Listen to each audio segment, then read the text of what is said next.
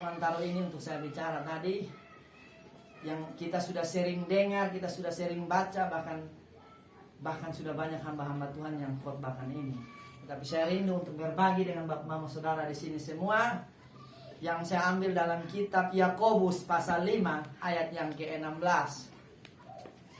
Yakobus pasal 5 ayat yang ke-16, Lembaga Alkitab Indonesia memberi judul mengenai sumpah dan doa untuk orang sakit. Karena kesaksian yang tadi berhubungan dengan ini, maka Tuhan taruh ini untuk saya bicarakan. Yakobus pasal 5 ayat yang ke-16. Nanti kalau sudah dapat, dalam hitungan ketiga potong akan baca sama-sama dan katakan amin kalau sudah dapat. Yakobus pasal 5 ayat yang ke-16. Sudah dapat kau?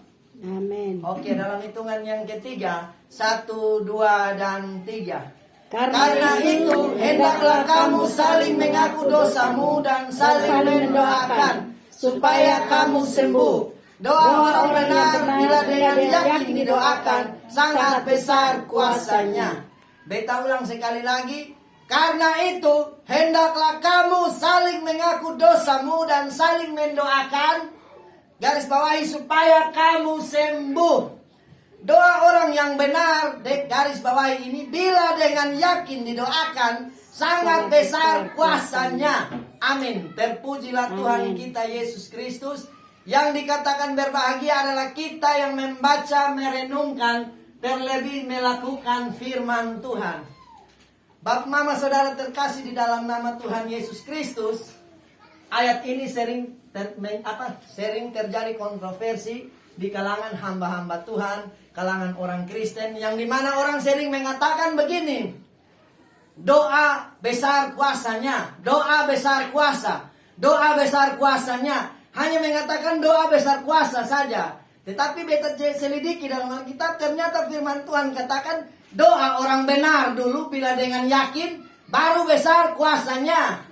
Kalau hanya definisi doa besar kuasa saja, kotong sudah memenggal sepenggal kalimat yang ada dalam Alkitab yang mengatakan doa orang benar dan bila dengan yakin didoakan, baru besar kuasanya. Karena kalau hanya definisi doa besar kuasa, maka orang berdosa pun berdoa kuasanya besar. Karena tidak ada kata orang benar kalau kita sudah pakai kalimat doa besar kuasa. Orang berdosa pun kalau berdoa bisa besar kuasa dong, kalau hanya definisi doa besar kuasa. Betul kosong Bapak Mama Saudara. Oleh sebab itu dia katakan doa orang benar dulu, bila dengan yakin, baru besar kuasanya. Tidak ada istilah bilang doa besar kuasa.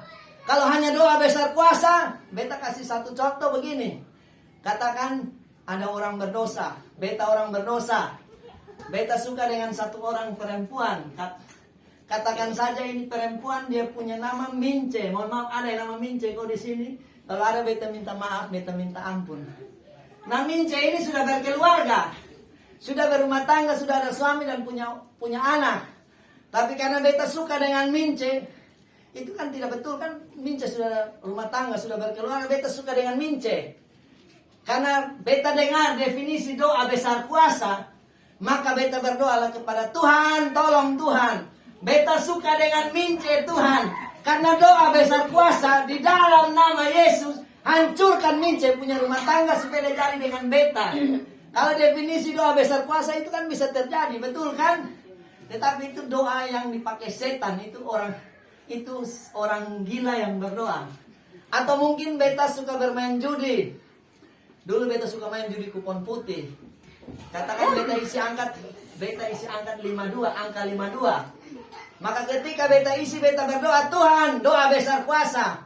Jadi di dalam nama Yesus 52 harus keluar supaya beta dapat uang. Nah itu kan setan, itu kan gila toh. Memang kalau definisi doa besar kuasa, orang berdosa pun dia berdoa pasti besar kuasa. Tetapi itu tidak berlaku dalam kitab Yakobus 5 ayat 16. Oleh sebab itu Bapak Mama Saudara terkasih, saya beri tema kecil dalam pembacaan kita pada saat sore hari ini, yaitu doa yang berkenan kepada Allah. Saya beri tema kecil, doa yang berkenan kepada Allah. Pertanyaannya sekarang Bapak Mama Saudara terkasih, bagaimana agar doa-doa kita bisa berkenan kepada Allah? Bagaimana agar doa kita bisa berkenan kepada Allah? Kitab Yakobus mengajarkan kepada kita pada saat sore hari ini, Bapak Mama Saudara terkasih, tentang doa yang berkenan kepada Allah itu. Saya catat di sini ada 3 syarat, 3 poin yang saya bagikan saja. Ada 3 syarat agar doa-doa kita bisa berkenan kepada Allah. Beta yakin kotong semua di sini bisa berdoa. Bapak Mama semua di sini bisa berdoa, beta bisa berdoa dan semua bisa berdoa. Tetapi sedikit beta mau sharingkan ini untuk kotong belajar lagi. Bagaimana agar doa-doa kita bisa berkenan kepada Allah? Poin yang pertama saya catat di sini yaitu doa yang berkenan kepada Allah itu yaitu doa yang dipanjatkan oleh orang benar. Itu poin pertama. Makanya saya bilang tadi harus jadi orang benar dulu baru kita berdoa. Karena kalau hidup masih berdosa, hidup masih permisi, beta dulu masih suka minum mabok, masih suka main judi dan lain sebagainya. Tiba-tiba langsung berdoa minta ini, minta itu, minta kesembuhan, minta jodoh, minta kerja mungkin untuk anak-anak muda, minta kesehatan dan lain sebagainya. Tetapi hidup masih berdosa, maka beta yakin itu doa dia tertahan dengan itu dosa-dosa. Oleh sebab itu poin yang pertama yang penting kita harus tahu bahwa kita harus jadi orang benar dulu, baru kita panjatkan kita punya doa. Karena kalau masih berdosa, doa orang yang berdosa yang dijawab oleh Tuhan adalah doa memohon pengampunan dosa. Itu yang dijawab oleh Tuhan. Ketika dia mau bertobat, maka Tuhan akan mengampuni dia. Seturut 1 Yohanes 1 ayat 9 itu berkata, jika kamu mengaku dosamu, maka dia adalah setia dan adil. Mengaku itu berbicara berdoa kepada Tuhan. Maka doa yang berkenan kepada Allah, poin yang pertama adalah doa yang dipanjatkan oleh orang benar. Mengapa orang benar? Karena doa yang efektif dan punya kuasa adalah doa yang dipanjatkan oleh orang benar. Jadi kita harus jadi orang benar dulu. Karena kalau masih berdosa, jangan mimpi doa-doa kita bisa berkenan kepada Allah. Karena itu, mengapa kita harus jadi orang benar dulu baru kita berdoa? Coba satu orang baca ayat referensinya dalam kitab Amsal 15 ayat 29. Satu orang baca. Amsal 15 ayat 29.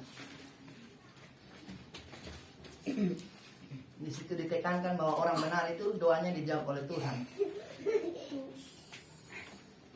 Amsal 15 ayat 29.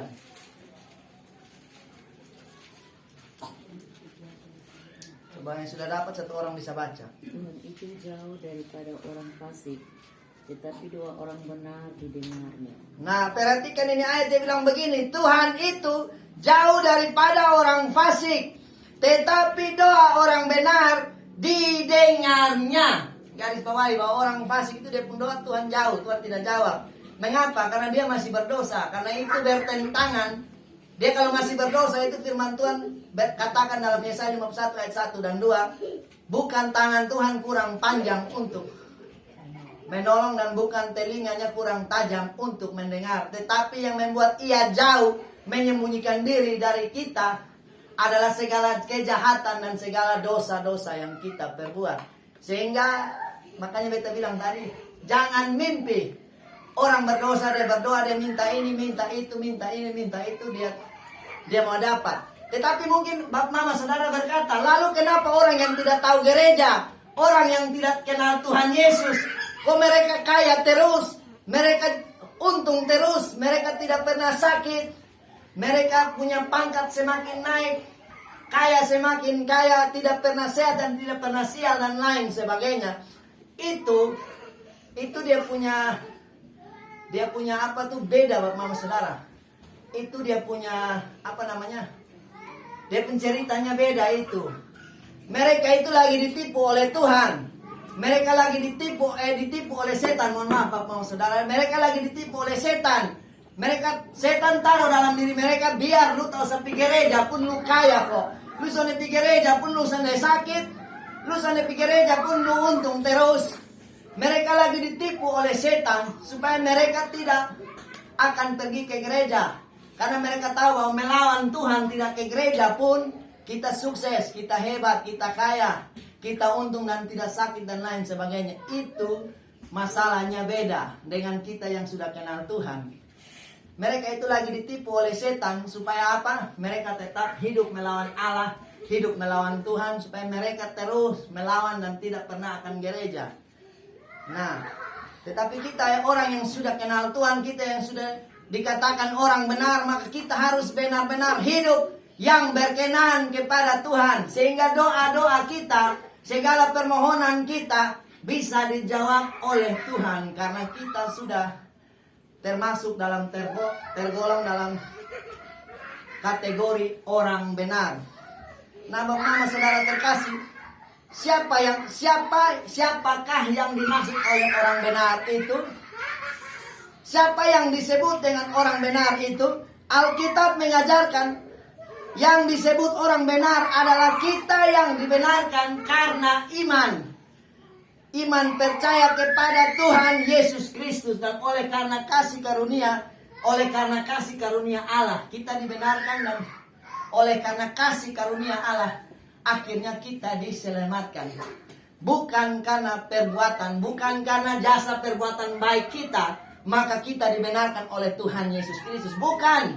Karena sering orang katakan bilang, beta karena sudah berbuat baik, beta karena sudah hidup sesuai dengan Tuhan mau, beta karena sudah sumbang ini, sumbang itu, beta sudah selalu berbuat baik setiap hari, beta sudah beramal setiap hari, jadi tidak perlu beta kenal Yesus pun beta pasti diselamatkan. Agama lain mengajarkan tentang perbuatan baik untuk bisa masuk ke surga, Bapak Mama Saudara. Tetapi kekristenan tidak mengajarkan itu. Mau selamat hanya lewat Yesus. Di luar Yesus tidak ada yang selamat. Di luar Yesus semuanya adalah neraka, maut, tidak ada. Beta ngomong ini di mana-mana. Jadi orang benar itu adalah mereka yang dibenarkan oleh karena iman kepada Tuhan Yesus Kristus, dan akhirnya oleh karena kasih karunia mereka diselamatkan. Coba satu orang baca dalam Roma pasal 5 ayat 1. Beta kalau bawa firman, ayat referensi agak banyak, senang apa supaya saling mendukung. Nah, Roma pasal 5 ayat 1. Kita yang dibenarkan oleh karena iman, dan kita hidup oleh damai sejahtera dalam Tuhan Yesus Kristus. Ayat referensinya Roma 5 ayat 1. Coba satu orang Sebab baca dan itu suara keras. kita yang dibenarkan karena iman, kita Ya. hidup dalam damai sejahtera dengan Allah oleh karena Tuhan kita Yesus Kristus. Nah, sebab itu kita yang dibenarkan karena iman, garis bawahi ini, kita hidup dalam damai sejahtera dengan Allah karena Tuhan kita Yesus Kristus. Itu yang pertama, dibenarkan karena iman, dan yang kedua dibenarkan secara cuma-cuma oleh karena kasih karunia. Beta baca di ayat dalam Roma pasal 3 ayat 23 dan 24. Firman Tuhan katakan begini: karena semua orang telah berbuat dosa dan telah kehilangan kemuliaan Allah, dan oleh kasih karunia telah dibenarkan dengan cuma-cuma karena penebusan dalam Kristus Yesus. Dengar baik-baik, karena iman dan karena kasih karunia kita diselamatkan, bukan karena perbuatan jasa perbuatan baik kita. Oleh sebab itu Bapak Mama Saudara, di dalam kekristenan kita menganut 5 Pancasila. Itu menjadi dasar pegangan kita sebagai orang-orang Kristen. Pancasila itu diperjuangkan oleh kotong punya Bapak Reformator. Bapak proklamator, Bapak Martin Luther. Reformator. Bapak reformator Bapak Martin Luther, tokoh gereja kita yang memperjuangkan. Waktu itu ada 95 tesis yang diperdebatkan saat itu.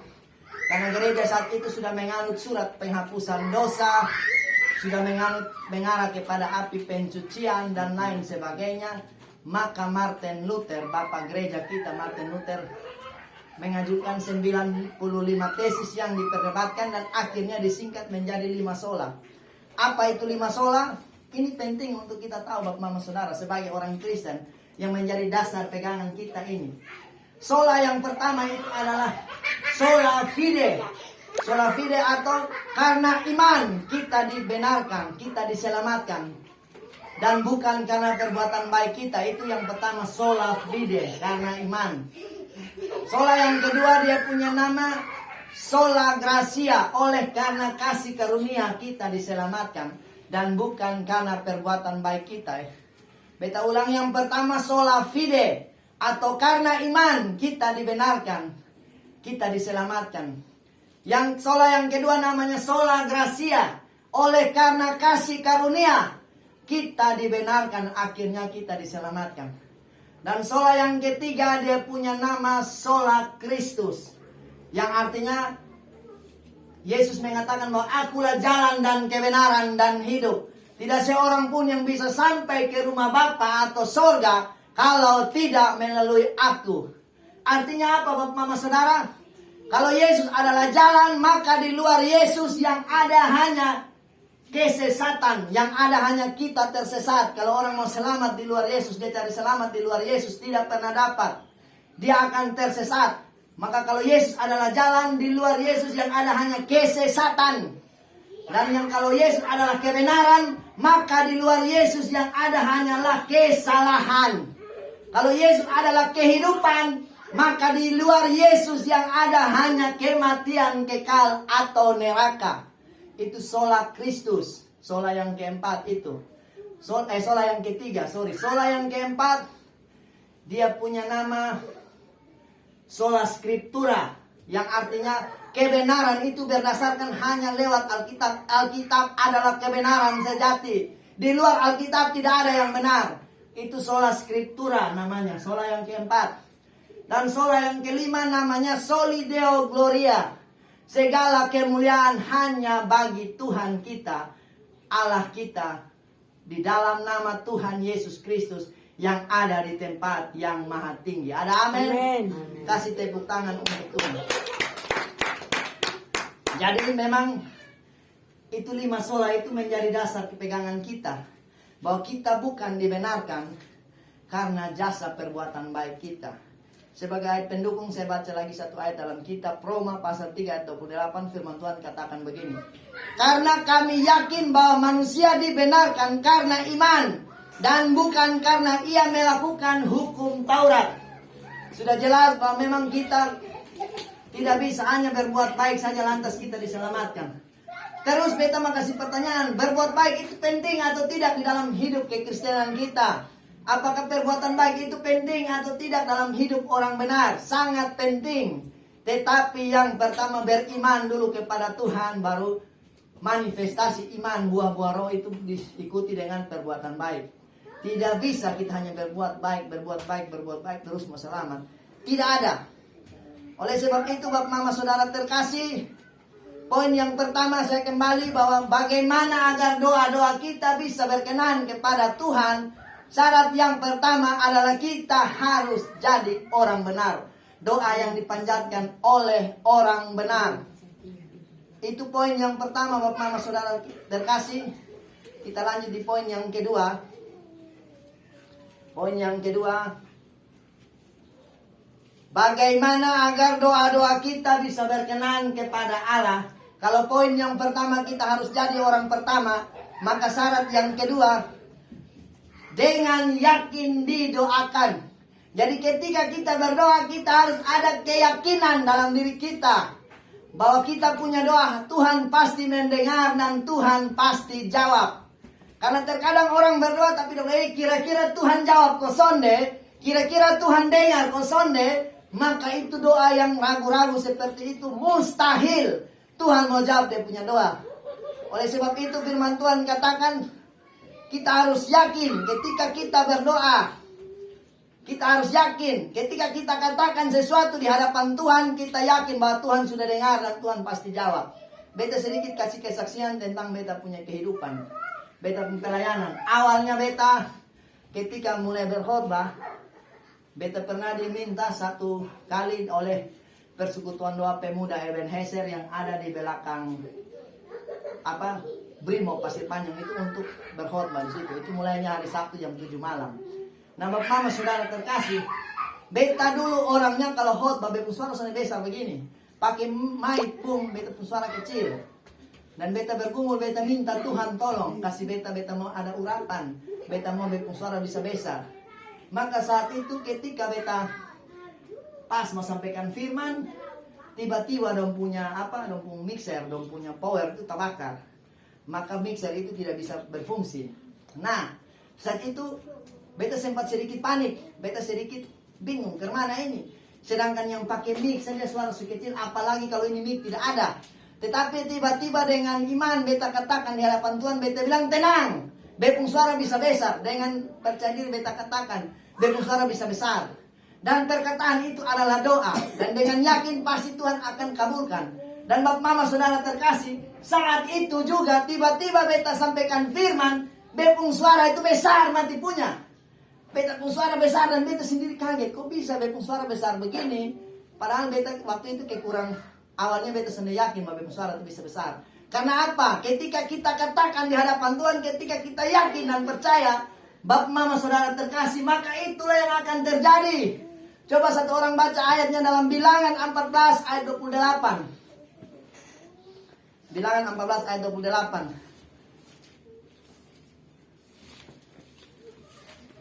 Kata-kata itu adalah doa dan penuh dengan keyakinan, maka Tuhan pasti akan menjawab, Bapak Mama Saudara terkasih.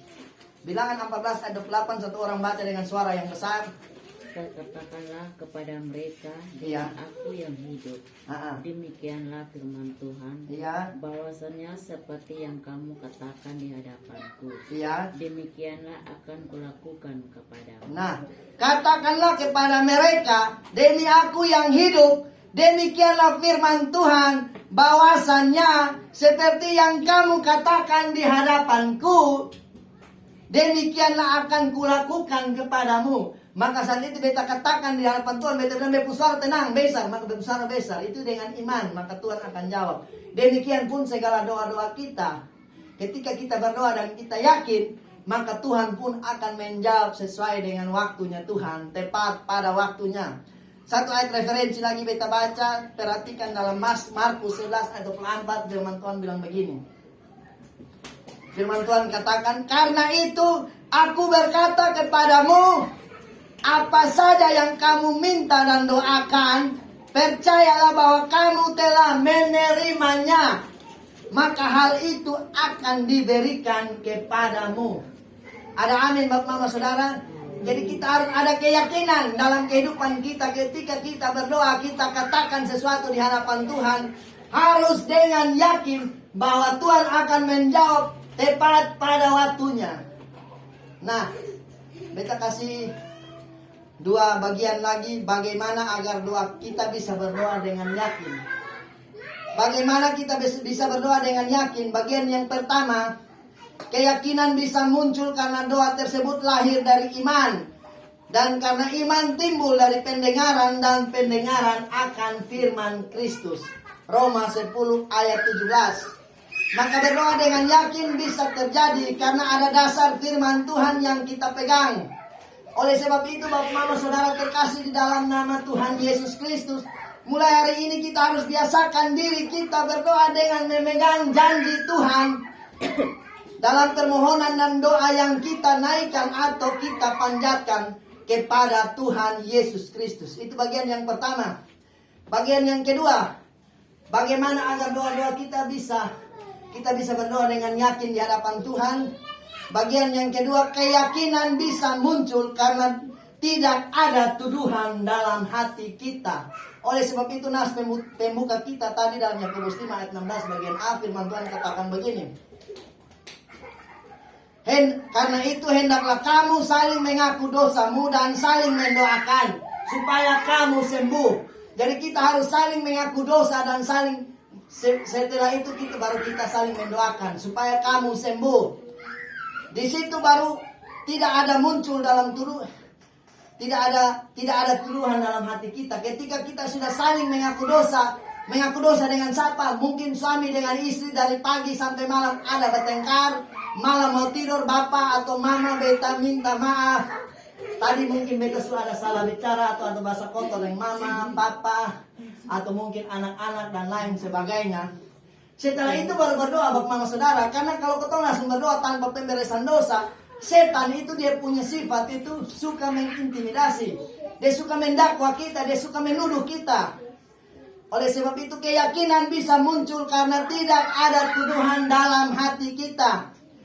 Makanya kitab Yakobus mengajarkan untuk kita saling mengaku dosa sebelum kita saling mendoakan. Supaya apa? Pengakuan dosa yang tulus akan menghilangkan tuduhan dalam hati kita. Jadi perlu kita selalu saling mengaku dosa, saling pemberesan di dalam rumah tangga kita. Kita mulai dari wadah yang paling kecil dulu, yaitu dari rumah tangga dulu, baru kita keluar. Kita, kalau sudah dalam rumah tangga kita sudah benar, suami dan istri hidup sebetul, dengan anak-anak hidup sebetul, orang tua dan anak-anak sebetul dan lain sebagainya, maka kita bisa jadi berkat di luar.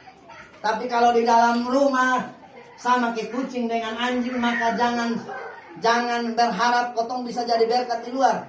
Nanti kotong di luar itu kotong bukan jadi berkat, tapi kotong jadi batu sandungan buat mama saudara.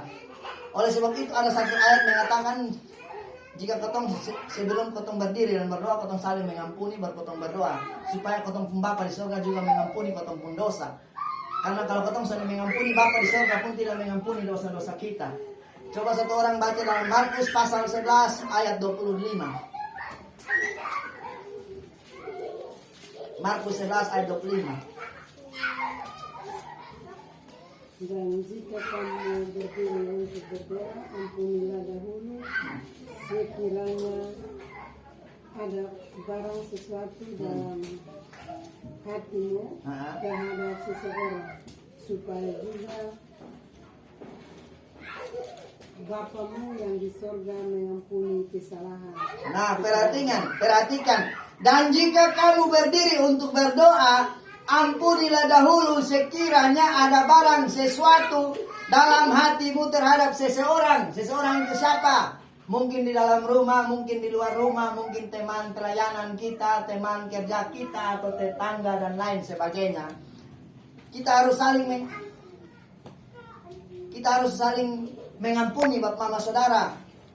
Makanya dikatakan terhadap seseorang. Supaya apa? Supaya juga Bapamu yang di sorga mengampuni kesalahan-kesalahanmu. Dan satu ayat lagi dalam Matius 5 ayat 23 dan 24 bilang begini.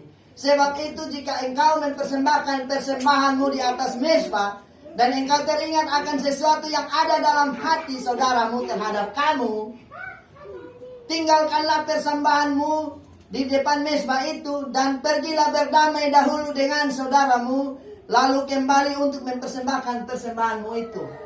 Persembahan yang di sini dikatakan persembahan hidup kita, persembahan hati kita. Ketika kita mau mempersembahkan hidup kita sebagai korban yang hidup, yang kudus dan berkenan di hadapan Allah, maka kita harus benar-benar mempersembahkan yang berkenan di hadapan Allah. Karena kalau kita belum ada pemberesan dosa, firman Tuhan katakan persembahan orang fasik adalah kekejian di mata Tuhan. Oleh sebab itu Bapak Mama Saudara, apakah kita cukup punya iman untuk cukup punya iman untuk menaikkan doa-doa kita? Jika belum, maka marilah kita selidiki firman Tuhan, carilah dan kemudian peganglah janjinya dalam doa kita. Setelah itu selidikilah hati kita, apakah ada yang perlu kita bereskan, apakah ada kesalahan yang perlu kita akui di hadapan sesama kita dan terlebih di hadapan Tuhan. Kalau itu kita sudah lakukan itu, baru kita naikkan kita pendoa, maka itu akan berkenan ke hadapan Tuhan Yesus Kristus. Itu poin yang kedua. Dan poin yang ketiga, dan sekaligus poin yang terakhir, bagaimana agar doa-doa kita bisa berkenan di hadapan Allah? Kalau yang pertama harus jadi orang benar, kalau yang kedua harus dengan yakin didoakan, maka syarat yang ketiga perlu adanya ketekunan dalam hidup kita. Jadi kita harus tekun berdoa. Berdoa hari ini Tuhan belum jawab, besok berdoa lagi. Besok Tuhan belum jawab, lusa berdoa lagi. Berdoa sampai berdoa. Artinya berdoa sampai Tuhan jawab. Jangan kita berdoa sampai berdosa. Ada kalimat berdoa sampai berdosa. Maka mengapa kita perlu ada ketekunan dalam kehidupan kita? Jawabannya adalah Ibrani 10 ayat 36. Satu orang baca. Nanti beta jelaskan berdoa sampai berdosa itu maksudnya bagaimana. Ada dia punya arti Bapak Saudara. Ibrani 10 ayat 36. Coba satu orang baca. Sebab kamu memerlukan Ibrani 10 ayat 36. Sebab kamu memerlukan ketekunan supaya sesudah kamu melakukan kehendak Allah, kamu memperoleh apa yang dijanjikan. Nah, ketekunan itu sama juga dengan kita melakukan kehendak Tuhan. Oleh sebab itu kitab Ibrani mengatakan, sebab kamu memerlukan ketekunan supaya apa? Supaya sesudah kamu melakukan kehendak Allah, kamu akan memperoleh apa yang dijanjikannya itu. Jadi kita perlu tekun berdoa sampai Tuhan jawab kita punya doa. Jangan kotong berdoa sampai berdosa. Artinya doa Tuhan belum jawab. Ada orang di luar sana, beta yakin di dalam sini sonde lagi. Lu berdoa terlalu lama. Mungkin Tuhan belum jawab lu pun doa karena lu belum lihat nenek pun kubur. Lu belum ngomong di kubur dan nenek dan bayi. Lu belum berdoa di nenek dan bayi pun kubur atau bapak dan mama pun kubur. Maka Tuhan belum jawab. Firman Tuhan katakan orang mati dan orang hidup itu tidak ada hubungan ya. Tidak ada hubungan antara orang mati dan hidup. Nah, inilah yang dikatakan berdoa sampai berdosa. Atau mungkin kotong berdoa. Lu berdoa terlalu lama. Mari sini beta bawa lu pergi di Om Kobus di Samau sana. Dia pegang lu satu kali, dia full, lu langsung sembuh memang. Nah, kadang kan begitu Bapak Mama Saudara. Orang ada yang mengatakan kuasa doa sudah betul, tetapi apa? Alam pun kita harus libatkan. Nah, itu sesat. Firman Tuhan katakan dalam Imamat 19 ayat 31 mengatakan begini, janganlah kamu berpaling kepada arwah atau kepada roh-roh beramal. Janganlah kamu mencari mereka dan dengan demikian menjadi najis karena mereka. Akulah Tuhan Allahmu. Jadi ketika kita berdoa kita harus benar-benar libatkan Tuhan. Jangan libatkan orang yang sudah mati, panggil arwah, pi berdoa di kubur atau pi cari dukun-dukun. Karena dukunnya orang lain, Tuhan bisa pakai dukun untuk sembuhkan ketong, lu foy, lu gila, kali.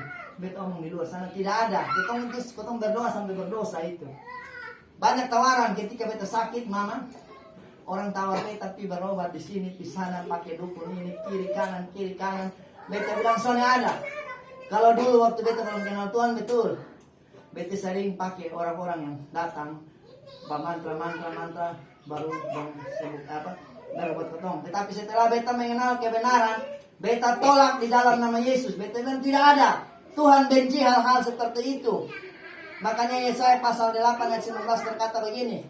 Dan apabila orang berkata kepadamu, mintalah petunjuk kepada arwah dan roh-roh peramal yang berbisik-bisik dan komat kami, maka jawablah, bukankah suatu bangsa patut meminta petunjuk kepada Allahnya, ataukah haruskah mereka meminta petunjuk kepada orang mati bagi orang-orang hidup? Carilah pengajaran dan kesaksian.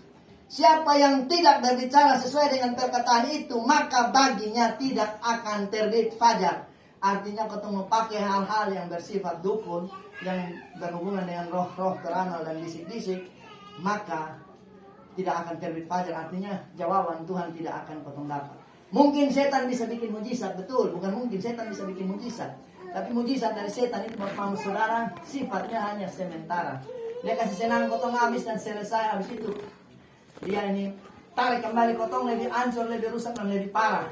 Apalagi kotong yang sudah mengenal kebenaran, kotong yang sudah hidup benar di hadapan Tuhan. Dan kalau kotong masih melibatkan hal-hal seperti itu, masih percaya antara orang mati masih ada hubungan dengan orang hidup, maka kota bagi dia tidak akan terbit fajar. Karena orang sering berkata begini, coba lu pergi di bayi pun kubur dulu. Permisi, beta pun istri Katolik kan sering begitu. Dong pergi di kubur, bakar lilin, dong berdoa, dong minta di ini orang mati omong di Tuhan supaya Tuhan jawab orang pun doa. Maksudnya dong seperti itu. Beta pun istri orang Katolik ya beta. Dia beta tanya kenapa harus minta di orang mati? Karena orang yang sumati ini lebih dekat dengan Tuhan. Beta pikir-pikir kalau dong di neraka, lihat itu ini orang kaya itu dia bataria di ini Langsung dia berteriak di Bapak Abraham, apakah Bapak Abraham bisa mengabulkan dia permintaan? Tidak bisa. Tidak ada itu, sesat dalam nama Yesus. Beta bilang tidak bisa. Beta istri bisa pusing-pusing, beta om lurus-lurus. Maka ketong dua sering berdebat terus menerus. Jadi itu ketong kepercayaan, itu loh kepercayaan, tapi itu kepercayaan sesat. Beta bilang tidak ada, di dalam nama Yesus tidak ada hubungan antara orang mati dan hidup. Apalagi bilang takut nanti orang mati datanglah segala macam.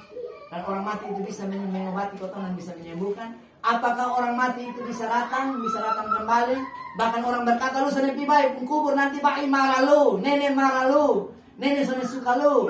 Mungkin bapak mama sudah suka lu, dong marah lu karena lu sudah pernah lihat dompung kubur, lu sudah pernah berdoa di dompung kubur. Beta mau kasih tahu, apakah bayi nenek, oma, opa, nenek moyang tak goyang-goyang yang semati masih bisa kembali dan masih bisa marah? Mari kita selidiki, beta pakai dasar firman Tuhan saja.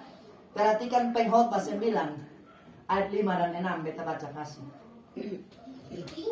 Firman Tuhan katakan begini, karena orang-orang hidup tahu bahwa mereka akan mati, tetapi orang-orang mati tidak tahu apa-apa.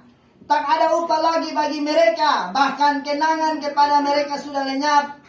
Baik kasih mereka maupun kebencian mereka dan kecemburuan mereka sudah lama hilang. Bagaimana kau bilang bayi nenek marah sampai kubur? Firman Tuhan katakan kecemburuan kasih mereka sudah lama hilang. Dan untuk selama-lamanya tidak ada lagi bagian mereka dalam segala sesuatu yang terjadi di bawah matahari. Tidak ada lagi, selesai. Kalau orang bilang masih menganggap ada hubungan antara orang mati dan orang hidup, baca ini ayat. Mereka tidak ini. Terlebih lagi dalam kitab Ayub 7 ayat 9 dan 10. Coba satu orang baca. Orang mati itu tidak kembali lagi. Dia tidak muncul lagi kembali. Tetapi setan tahu ini ayat, Bapak Mama Saudara. Setan tahu ini ayat, maka setan suka bikin manipulasi supaya kau percaya. Kadang-kadang setan sengaja bikin babu rampe. Kayak contoh beta bayi mati. Setan bikin babu rampe. Itu bayi sudah datang. Ketemu orang Kupang kan sering begitu. Itu bayi sudah datang. Siap bayi pun kopi sudah bayi biasa minum kopi apa? Bayi biasa kopi kapal api. Lalu lari diberi sudah ini sebab rampe. Ini bayi sudah datang cepat. Orang Kupang kan biasa begitu, Bapak Mama Saudara. Beta yakin di sini sudah ada lagi ya. Ada amin. Di sini tidak ada lagi. Setan itu suka bikin hal-hal seperti itu. Setan tahu ini ayat. Maka setan suka mencuri benih firman Tuhan yang ditaburkan oleh hamba-hambanya. Setan suka kasih tunjuk orang yang sudah mati supaya manusia lebih percaya yang dilihat langsung daripada firman Tuhan.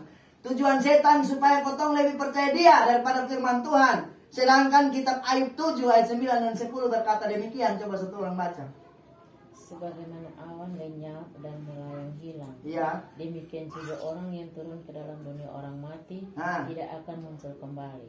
Ayat 10. Ia tidak lagi kembali ke rumahnya dan tidak dikenal lagi oleh tempat tinggal. Nah, sebagaimana awan lenyap dan melayang hilang, demikian juga orang yang turun ke dalam dunia orang mati tidak akan muncul kembali. Ia tidak kembali ke rumahnya dan tidak dikenal lagi oleh tempat tinggalnya. Bagaimana mungkin dia bisa datang kembali? Tapi setan tipu. Potong orang Kristen banyak kena tipu dari ini. Setan pun gaya. Jadi malaikat terang saya bisa berubah, apalagi jadi ketempung nenek moyang yang semati lama dia berubah. Terlalu gampang sekali. Tujuannya supaya kau lebih percaya dia. Jadi ini yang dimaksud dengan berdoa sampai berdosa. Berdoa Tuhan belum jawab. Andalkan nenek moyang, andalkan pikubur, andalkan dukun-dukun. Maka itulah berdoa sampai berdosa. Tetapi yang Tuhan mau kita tekun berdoa sampai kita menerima janji-janjinya yang akan diberikan kepada kita. Jadi di samping ini semua Bapak Mama Saudara, di samping kita berdoa tentang pergumulan kita, di samping kita jadi orang benar, di samping kita yakin berdoa dan di samping kita tekun berdoa, ada suatu hal yang penting juga untuk kita ketahui, bahwa firman Tuhan katakan untuk kita selalu berdoa dan berjaga-jaga senantiasa supaya kita jangan jatuh dalam berbagai dosa-dosa atau keinginan-keinginan duniawi yang membuat kita berdosa. Kita harus selalu berdoa dan berjaga-jaga karena kita tidak tahu akan hari Tuhan, mau harinya maupun saatnya Tuhan datang dalam kehidupan kita. Oleh sebab itu kitab Lukas 21 ayat 34 firman Tuhan katakan begini. Jagalah dirimu supaya hatimu jangan syarat oleh pesta pora dan kemabukan serta kepentingan-kepentingan duniawi, dan supaya hari Tuhan jangan dengan tiba-tiba jatuh ke atas dirimu seperti suatu jerat. Nah, di sini dikatakan kepentingan-kepentingan duniawi, supaya jangan syarat dengan kepentingan-kepentingan duniawi. Apa yang dimaksud dengan kepentingan duniawi, Bapak Mama Saudara? Mungkin potong kerja dari pagi sampai malam, kerja mungkin sampai lupa jam doa, lupa waktu teduh, lupa baca Alkitab. Itulah kepentingan duniawi yang membuat kita berdosa. Mungkin kita cari uang itu penting, betul. Tapi ada orang cari uang akhirnya memberhalakan itu pekerjaan. Maka itulah yang menjadi berhala modern zaman sekarang. Kalau berhala zaman dulu orang sembah kayu, batu, pohon dan lain sebagainya, kuburan.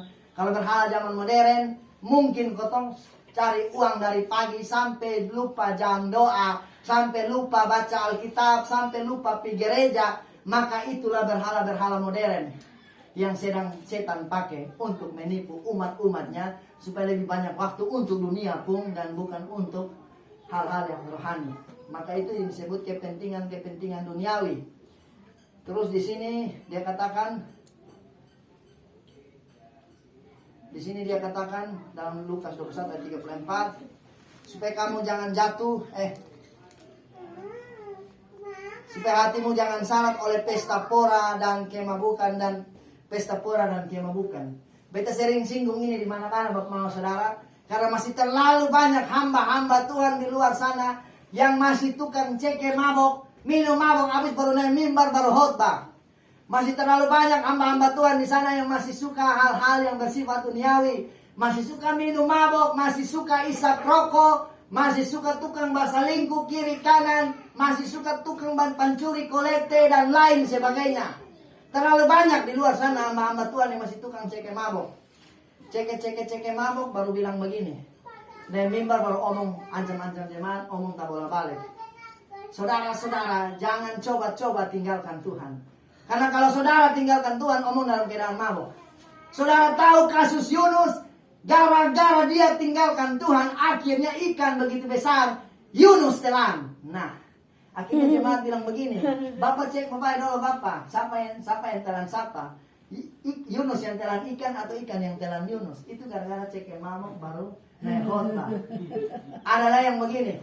Mari kita buka dalam kitab Yohanes pasal 5 ayat 5. Maka jemaat bilang, Bapak yang tulis Alkitab Yohanes yang tulis Alkitab. Yohanes ada jaga kios di cabang sana, Bapak disuruh buka-buka.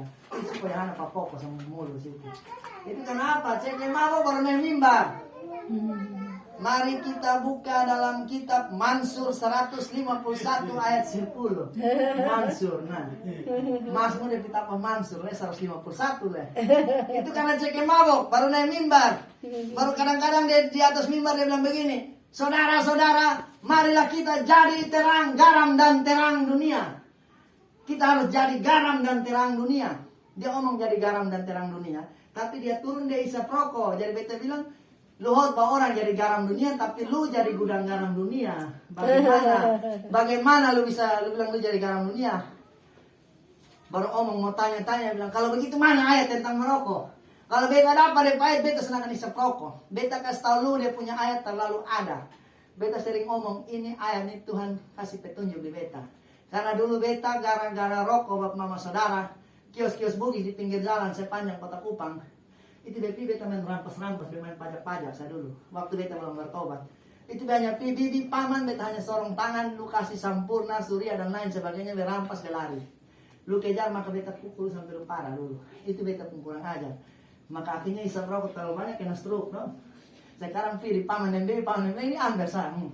Tak pakai pajak deh, supaya yang sebelah kanan kena stroke ulang. Maka artinya Bapak Mama Saudara, karena merokok pun sebenarnya itu dosa di hadapan Tuhan. Karena firman Tuhan katakan, Tubuh kita adalah bait roh Allah. Siapa yang membinasakannya, Tuhan akan membinasakan dia. Itu dalam 1 Korintus 3, 16 dan 17. Lantas dong tanya, mana ayat tentang merokok? Beta sering dia pun ayat bapak sama saudara. Catat bapak. Jadi kalau mungkin bapak-bapak dong di rumah ada yang sejadi majelis tapi masih tukang isap rokok, kasih dong ini ayat. Lu bilang jadi gudang, lu jadi garam dunia, tapi lu jadi gudang garam dunia. Kemana? Perhatikan ya. Ini ayat memang dia sendiri tulis rokok, tapi beta yakin dia bicara tentang rokok. Ayub 20 mulai ayat 12. Beta akan jelaskan satu persatu. Firman Tuhan katakan begini. Sungguh pun kejahatan manis rasanya di dalam mulutnya. Kejahatan manis rasanya. Rokok itu dia pun nikotin kena di bibir manis. Itu firman Tuhan katakan itu kejahatan. Lanjut sekalipun ia menyembunyikannya di bawah lidahnya. Orang isap rokok itu sembunyi asap di bawah lidah. Dehela di dalam ini. Dehela baru sembunyi di bawah lidah. Baru defu. Nah, beta ini pemain dulu jadi beta. Lihat ayat 13. Menikmati serta tidak melepaskannya dan menahan pada langit-langitnya. Dia kalau sehela asap di dalam, dia pun lidah tahan di langit-langit begini. Dia pun lidah tahan di langit-langit. Nah, menikmati serta tidak melepaskannya. Makanya istri bikin kopi dari jam 7. Dia menikmati serta tidak melepaskannya. Dia hantam dari jam 7. Kopi gelas kecil habis jam 10. Karena apa? Menikmati serta tidak melepaskannya. Ini berbicara tentang rokok. Dia bertobat bahaya. Dia isap bisa ular tedung. Ayat 14 bilang begini. Namun berubah juga makanannya di dalam perutnya. Menjadi bisa ular tedung di dalamnya. Potong isap racun itu. Firman Tuhan saya katakan. Lebih parah lagi, harta benda ditelannya. Harta benda ditelannya dan dimuntahkannya lagi. Harta benda habis beli rokok, hanya mau beli rokok terus. Beta dulu uang ada pertama hanya mau beli rokok duluan. Firman Tuhan katakan sisihkan untuk perpuluhan. Tapi beta dulu sisakan. Bahkan beta sendiri pernah kasih perpuluhan dulu. Balanja habis kasih sisa baru kasih perpuluhan. Sedangkan firman Tuhan katakan sisihkan, bukan sisakan. Karena doi habis beli rokok duluan. Harta benda ditelannya tetapi dimuntahkannya lagi. Siapa yang kasih muntah? Makanya jangan heran orang kena penyakit tumor, paru-paru, kanker paru-paru, infeksi paru-paru. Itu di dos rokok tuh leher lubang, bibir picah, ancor, paru-paru sebelah hilang. Ini firman Tuhan bilang beta yang kasih keluar dalam diri. Bagian B dia katakan begini. Harta benda ditelannya tetapi dimuntahkannya lagi. Di bagian B ayat 15 firman Tuhan katakan Allah yang mengeluarkannya dari dalam perutnya. Dia sambil bertobat dia mati. Firman Tuhan beta hela kasih keluar dari mati situ langsung bertobat. Nah, ayat yang ke-16 bisa ular tedung akan diisapnya, ia akan dibunuh oleh lidah ular. Nah, jadi kotong isap lidah ular itu. Beta omong ini di mana-mana. Beta sini pusing orang mau tersinggung. Beta omong supaya lu bertobat. Sebelum lu kena tumor paru-paru, sebelum dokter vonis lu dengan kanker, dan sebelum lu dibawa ke TPU, lebih beta kasih tau memang supaya lu bertobat. Besok ini pusing Muhammad Tuhan sapa kok pendeta sapa kalau beta omong roh kalau suka kasih kekuatan keberanian beta hantam. Bukan beta omong beta lebih baik, tidak. Saya tidak pernah anggap saya sendiri lebih baik. Tetapi ketika saya dipulihkan Tuhan, saya mau orang lain juga bisa dipulihkan dari roh-roh nikotin itu, rokok itu. Yang bikin orang gara-gara rokok, Menteri Kesehatan itu setiap tahun kasih keluar uang tuh, dia kasih keluar uang itu setiap tahun harus bayar rumah sakit. Itu berapa Bapak Mama Saudara tahu? 21 triliun gara-gara bayar rumah sakit, rawat orang yang gara-gara penyakit, gara-gara isap rokok. 21 triliun setiap tahun gara-gara tangani ini rokok. Oleh sebab itu beta kembali ke poin yang ketiga, bahwa kita harus benar-benar, itu sedikit refleksi sadar.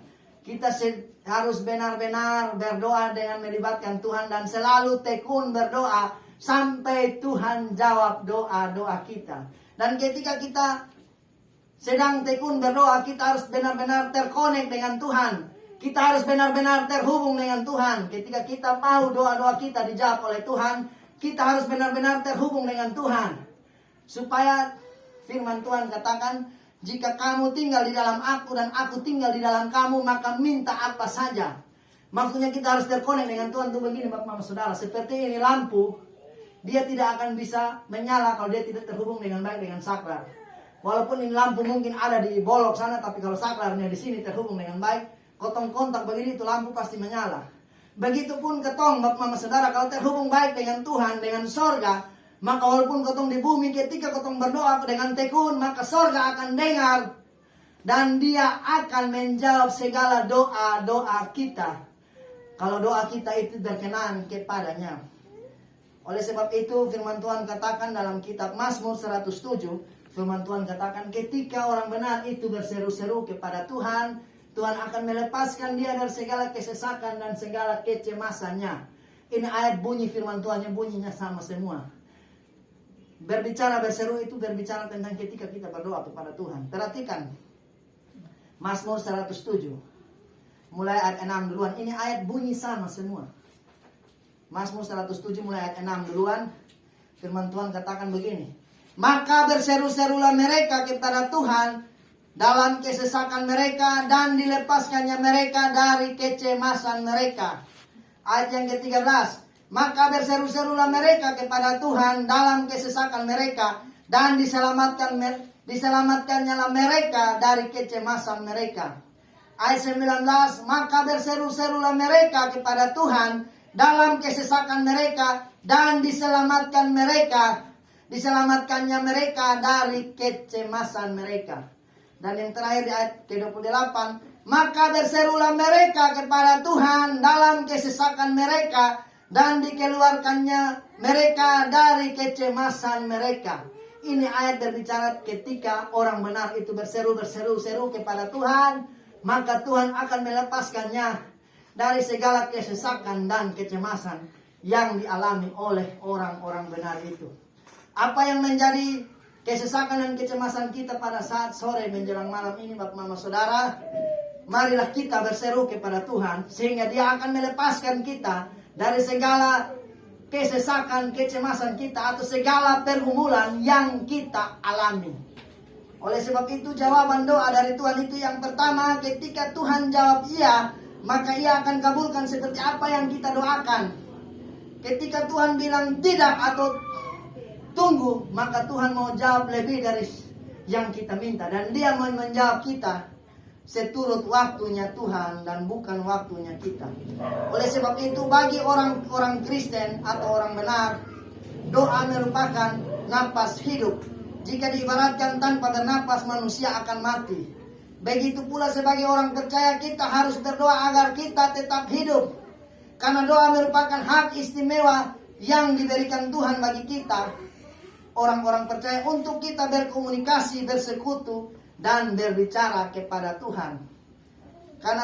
Karena disiplin berdoa adalah kunci kemenangan bagi orang-orang percaya. Amin untuk firman Tuhan. Mari kita tundukkan kepala dan kita berdoa. Bapa di sorga, Bapa yang baik, di dalam nama Tuhan Yesus Kristus, Bapa, kembali kami datang, kami mengucap syukur dan berterima kasih kepadamu Tuhan, karena Engkau sudah jaga pelihara kami dari awal ibadah, pertengahan, bahkan akhirnya Tuhan. Dan kami telah memuji-Mu Tuhan, meninggikan nama-Mu Bapa. Bahkan lebih daripada itu, kami telah mendengarkan firman-Mu Tuhan. Hamba telah menyampaikan firman kebenaran-Mu Tuhan. Hamba terbatas dalam menyampaikannya Tuhan. Hamba terbatas dalam memperkatakan firman-Mu Tuhan.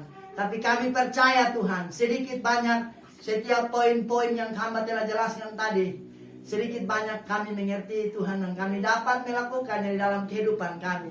Biarlah Roh-Mu yang kudus selalu dapat mengartikannya di dalam kehidupan kami masing-masing Tuhan. Sehingga kami bukan sekedar mengerti, dan kami juga dapat melakukannya dalam setiap kehidupan kami Tuhan, hari lepas hari. Terima kasih banyak Bapa. Ampuni hamba Tuhan apabila dalam memperkatakan firman-Mu ada hal-hal yang tidak berkenan di hadapan-Mu, menyakiti hati-Mu Tuhan, bahkan hati saudara-saudara kami yang ada di sini. Ampuni kami Bapa, kasihanilah kami, bersihkan kami, biarlah kami dapat berkenan di hadapan-Mu Tuhan. Terima kasih banyak Tuhan, terpujilah nama-Mu Tuhan. Kami bersyukur dan berterima kasih Tuhan. Oleh sebab itu biarlah Tuhan, untuk respon dari kebenaran firman Tuhan, kami akan memberikan korban persembahan. Biarlah Tuhan memberkati setiap tangan-tangan yang akan memberi, bahkan belum sempat memberi Tuhan. Biarlah korban persembahan kami boleh menjadi berkenan di hadapan-Mu Tuhan.